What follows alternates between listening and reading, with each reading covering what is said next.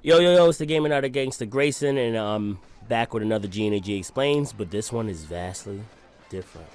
Right, so as you see, the difference obviously is that you see my face. Nah, but to explain why I'm doing this video and why I'll probably more than likely be doing more, as for those who have been following me on the YouTube and everything else, I have gotten over 600 subscribers, which means since like late last year, I've gotten about 100% more subscribers in that amount of time than I've done in the whole time that I've had YouTube in general. So for that, I asked fans on Twitter what they would want from me, which would be another AMV video from a song from Vibes from the 545, or this, or both.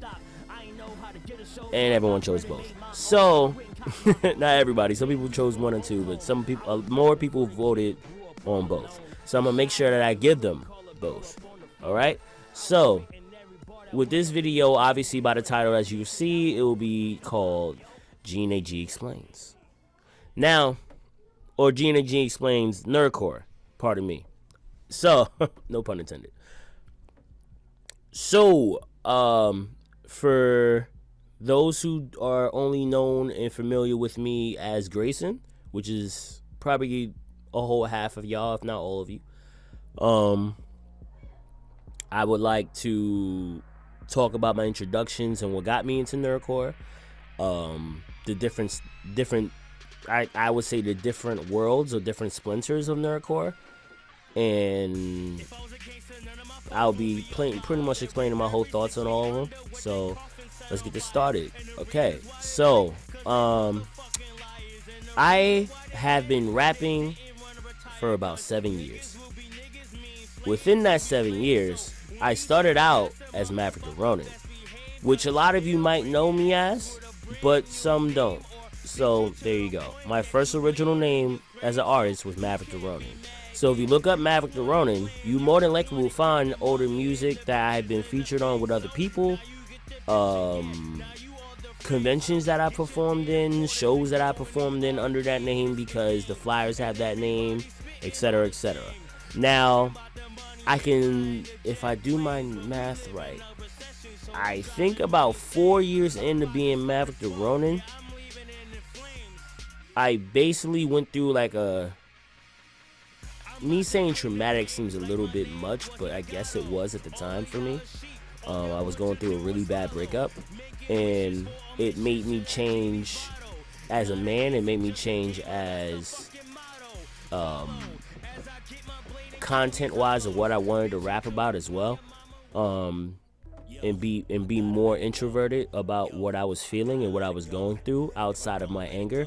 So that prompted me into changing my name into Nightwing, which a few of you guys on YouTube probably know me as that name because Nightwing, NYTEXING, was the name I went by when I did Game Boy Jones's DBZ cipher and his homunculus cipher, where I kind of ripped those shits to shreds, to be completely honest, because I saw the opportunity and I took it, you know what I mean?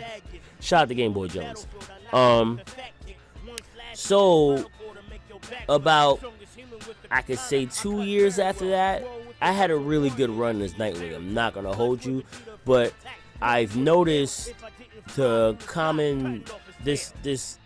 this little trend of the name where it's my fault, but because of that, I wanted to make a change of that to remedy that and make it easier, which is why my name is Grayson now. Yes, it is spelled GR3YS0N because the regular way of spelling Grayson was taken, so I had to be creative a little bit. But, you know, I like the name, I like the change, and it doesn't, if you know who Nightwing is in general, then you understand why Grayson was the name. So it's not that far of a departure as of the person who Nightwing was. It's just an add-on. If anything, it's like a transformation. It's like I'm Mystic Gohan now. You know what I mean? So that little introduction is done for that part. So let's talk about nerdcore. Let's talk about how I got into it. So the first time I heard nerdcore was back in 2009 when I was going to Northampton Community College. I was going for marketing and slash accounting, and I used to do freestyles on their Mac computers that they used to have in this hallway, and me and my boys would freestyle. And then along one time, long ago, I stumbled onto Black Materia, which is an album made talking about the story of Final Fantasy VII, which Final Fantasy VII is one of my favorite games of all time. Now, the person who made this album, if you do not know, is the incomparable Mega Ran. Now, at the time, I never really heard anyone go so in depth of a game in a song, let alone an album. So me listening to that was a breath of fresh air, because it's like I never heard anyone rap like that about Final Fantasy, and the bars was dope, and the songs were amazing. Avalanche had me fucking, hey, insurgents got a bit nerd. That shit was so dope to me. So in that aspect, that was the first time I listened to nerdcore, and for a good while he was the only nerdcore artist I ever heard of. Shit, it was just rap to me. It's still just rap to me, which I explain that maybe in this video or the next video. But I was listening to him for a while, and then I started rapping back in 2013. And when I started rapping, the one thing I wanted to make sure that I would do is be me and be original and be unapologetically me. I didn't know how far it would go, obviously, in all the accomplishments that I've achieved now, obviously. But I wanted to rap, and I wanted to rap about shit that I like, because I know there's other people that will like it. And I'm like, I'm gonna fucking kill it. So the first bar I ever wrote and spit and recorded, I'm a gamer, not a gangster, who just happened to rap like the rappers on TV, who just happened to trap.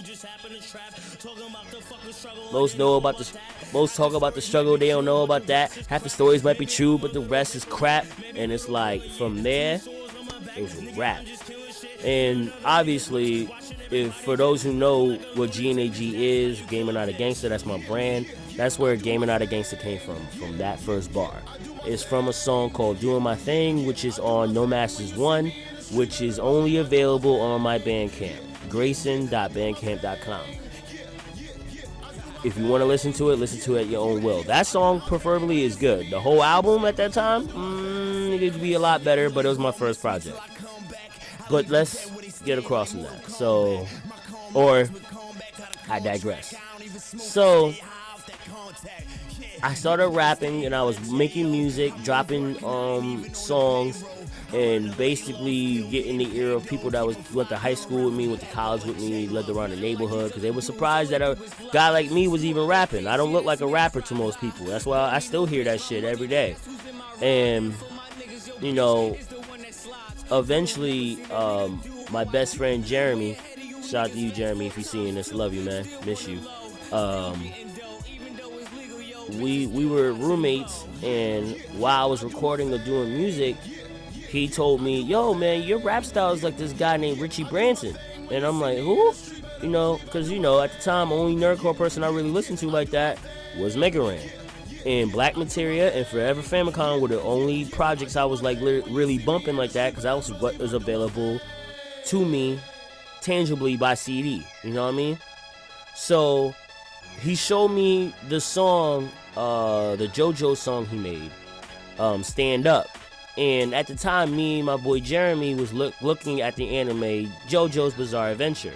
So I was catching the bars and how he was delivering them, and I was like, yo, this dude is fucking dope, right?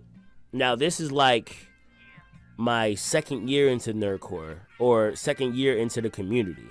Now, not even in the community. Second year of rapping, first year in the community. Let me explain. The community is one of the splinters, in my opinion. I'm calling them splinters, or worlds. They're one of the worlds of nerdcore out of the whole piece of the pie, like a branch, where the community, the best metaphor I can give it, is damn near the hyperbolic time chamber for us. to rap, to get our skills up. Because almost every week, someone would be dropping a song, or all of us would drop a song. Natsu Fuji would come with a cipher. We'll all get on a cipher. There's a Dragon Ball Z cipher that Natsu Fuji has made. Someone has that shit online. And it's like a half hour full of people. And everybody only had 8 bars. And it was a half hour. It got on Kotaku back then. But we ain't know any better to capitalize off that because we were all young. But most of us was on that. And it kept going like that for a few years. And those other producers like Just X, Omar came from there. I'd Win, Beast of the God, Louis Pierre Beats, Dara JT, who just won the Genius contest. Congratulations to you, man. And so many other producers that you have heard of that have had placements with bigger artists, which I explained. The community to me is like the conductor, or maybe not even go that far because I'm not even scratch that. Is a connecting force to all the other splinters I will be explaining in this video, right? So like, let's say I'll use me for example. I'll continue the story actually of me meeting Richie, right? So my man's AO Lyrical, who is a member of Otaku Gang with me now, at the time we just like fucking first met. And he got me like my first blog placement because he knew a person. And Richie Branson at the time, I always say Bronson, I always fuck that up. And I know this man, like it's crazy. He dropped this beat tape called Otaku Tools for all the other rappers to come and murder his shit, bro. Murder it. So I got about 3 to 4 beats off of it that I used at the time. And the first one was called Change Ups, which was featuring Timmy O. Shout out to you, Timmy O. I see what you're doing, bro. I'm proud of you. So basically, that song was popping. And AO Lyrical at the time was the one that told me, yo, get on Twitter. Tag Richie in it. Show Richie. I'm like, yo, I don't want to bother him, man. You know what I mean? Like, he probably busy as fuck. You know? And he's like, nah, just do it. And I listened to him. You know what I mean? And he saw it and he retweeted it. But it was a SoundCloud version. We couldn't really do a video because Timmy O was living in, I think he was living in Boston or Massachusetts. And I was in Pennsylvania. I'm still in Pennsylvania. So it was really dope of that. And that shit got like mad love, mad plays, mad looks, you know. Because he has a really huge fan base. So around the time after that, I made this song called Civil War. For those who know me as Maverick the Ronin, Nightwing or Grayson, Civil War is kind of like my first big ass single either in nerdcore or in hip hop in general. So I did the video, got it done, put it out, and then I tagged Richie because I was like, he might really fuck with the video, and he did, and he retweeted it, and I got a lot of love for it, a lot of love, and which basically prompted me and AO to ask if we can join Otaku Gang. For those who don't know what Otaku Gang is a collective or group or brand that Richie Branson has made. Basically to be an otaku, to be a nerd, to like what you like and whatever. You know what I mean? Mainly off of anime. But that's what he made. So Richie said yeah, he made up the group, and that's how Otaku Gang, as you know, it would be made. All the other members that you know of, Okumura, Ishida, the Epitome, everyone else, that's what created that group from that starting, is us asking. Because there were other members in the group, but we ain't, like, there was more people that you know them as now, is started from there. So, basically, that's what kickstarted my nerdcore career, if I can say so, right? Because then, you know, I went to MagFest. I met the NPC Collective, which is a collective formed together by Richie Branson, Mega Ran, and Samus, and includes rappers like IQ, Kadesh Flow, D&D Sluggers, Doug Funny at the time, I'm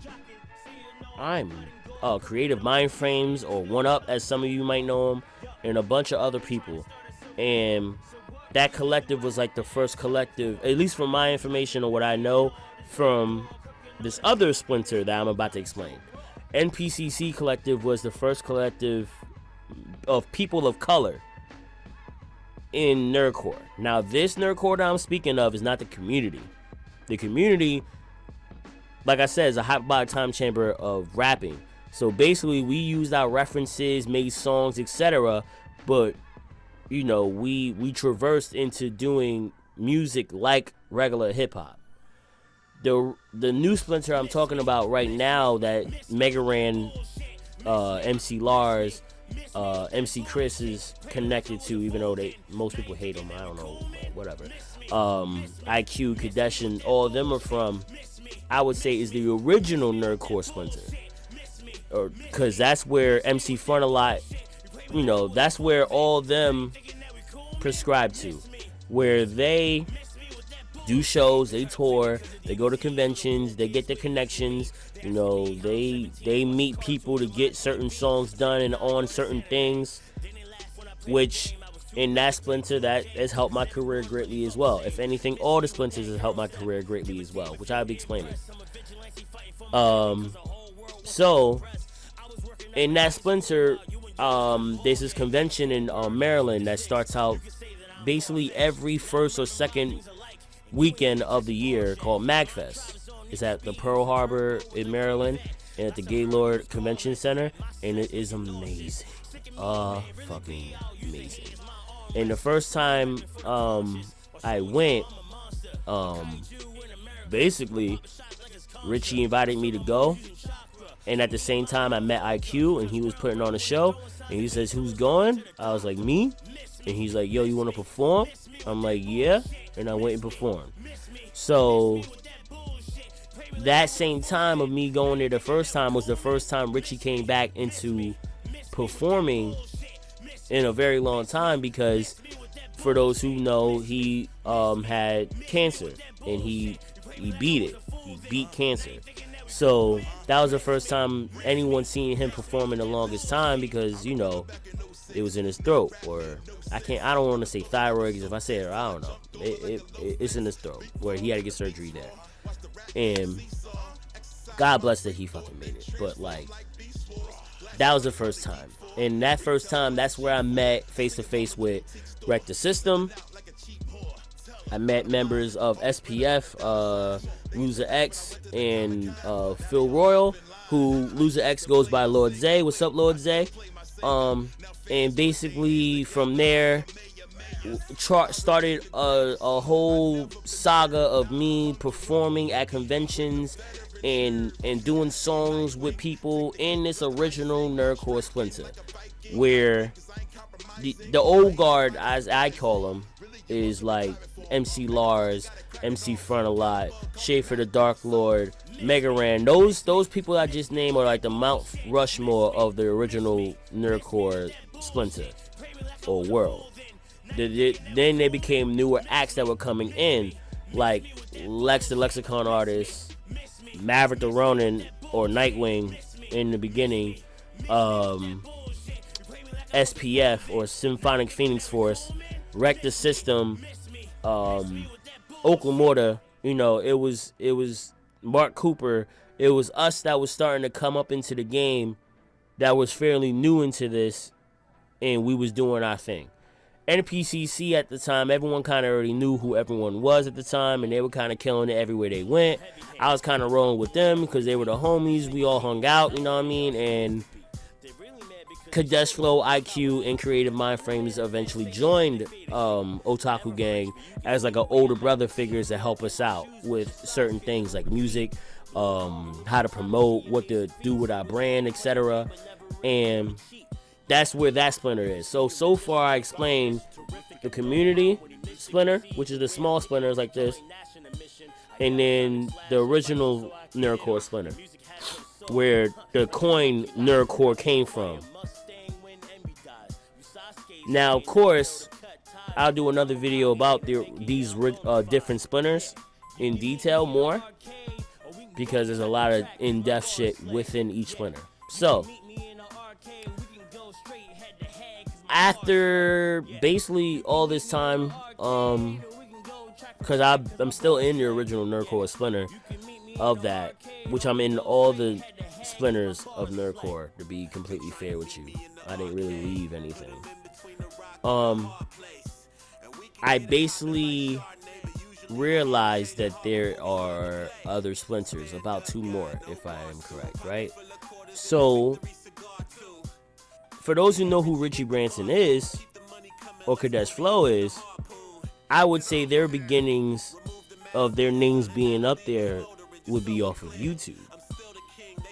So with me, I'm going to say that is the YouTube Nerdcore Splinter, or the YouTube Splinter of Nerdcore, which involves, back in the day, I can't say Richie started it with everything, but he more than definitely paved the way for it. So Richie Branson is one, Kadesh Flow is one, Shizzy 6 is one, Shofu's definitely one. Now the main people that I see that do it, I'm still learning on that because that's the last splinter I'm in right now. But I'll explain the fourth splinter too, where it's done like Joshua, Game Boy Jones, Rustage. Rustage. I didn't want to say his name wrong. I'm fucking up. Sorry. Dreaded Yasuke. Fable. Divide Music. There are so many people. There are a lot of people. And this is where it goes into it. The YouTube people that rap, at least on the anime side of Nerdcore, there are other people that do comic books, that do battles between characters, etc. I just don't know exactly which names is whose. I don't want to incorrectly say anything, but the gentleman I just named about the YouTube Nerdcore ciphers that they do, most of the time they do anime ciphers. Because they do the anime ciphers, they most of the time, if not majority of the time, rap in character of the person that they making a song about. So for example, Dreaded Yasuke has a song about Kakashi. He's rapping as if he is Kakashi.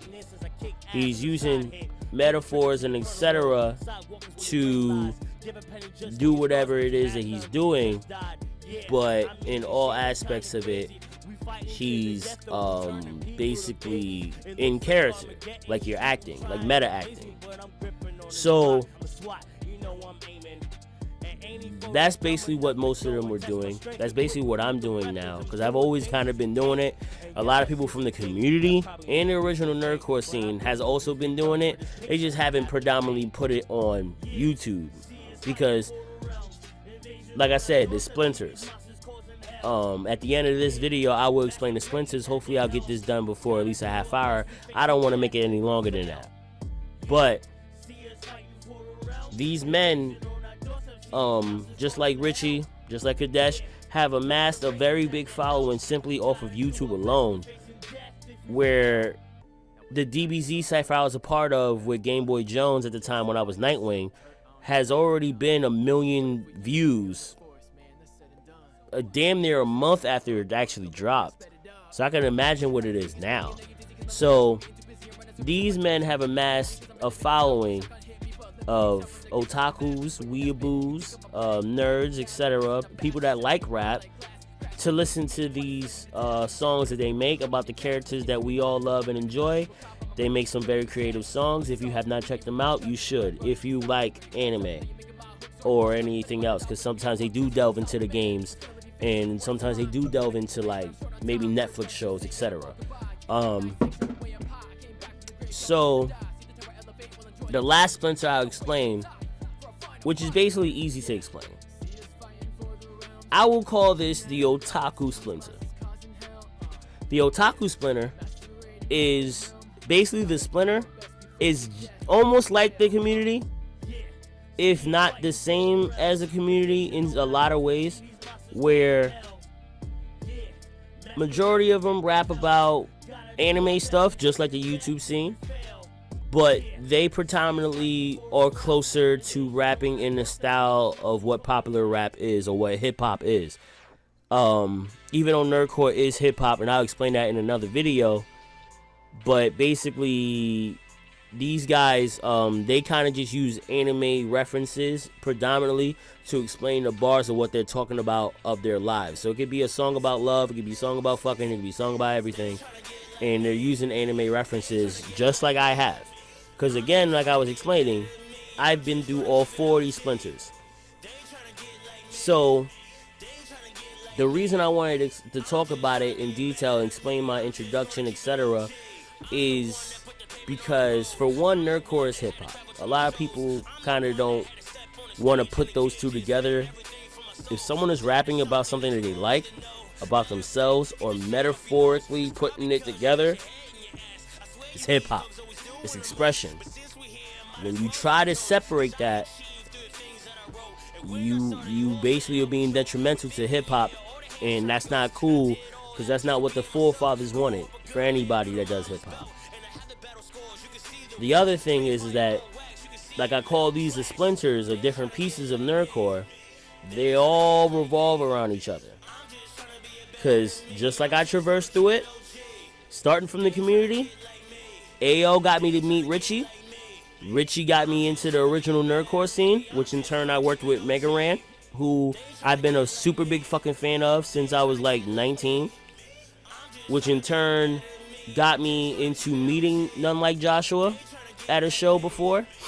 And because of a person in the community known as LAWZ, shout out to you if you're seeing this, he wound up getting us to meet Game Boy Jones through coincidence, which in turn got me into doing ciphers with him and working with him, and at the same time working with None Like Joshua, which is what got me into the scene of the YouTube scene.